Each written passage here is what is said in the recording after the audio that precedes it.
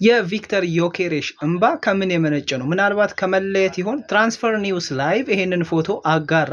ለማንኛውም ግን ተጫዋቹም ቢሆን እንደተናገረው ከሆነ የወደፊቱን ወይም ፊውቸሪቲን ፕሪዲክት ማድረግ አይቻልም፣ ምን እንደሚፈጠርም ስለማናቅ። እኔ አሁን ላይ ሙሉ ትኩረቴ ከስፖርቲንግ ሊዝበን ድል እና ድል ጋር ነው። ከዛም ባለፈ ታካዴ ፖርቹጋልን ስለማንሳት ነው ሲል ተናግሯል።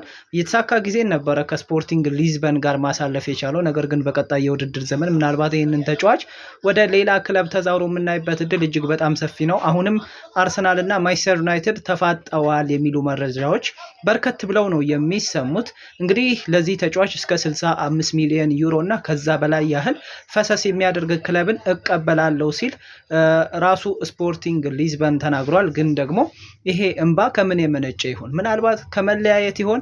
በቀጣይ ምን ሊፈጠር ይችላል? አብረን የምንመለከተው ይሆናል። ግን እናንተ ፎሎ ስታደርጉ ነው ይሄንን መመልከት የምንችለው። ላይክ፣ ሼር፣ ኮፒ ሊንክ ማድረግ እንዳይረሳ። መልካም ጊዜ ሁሉ ለእናንተ ይመቻል።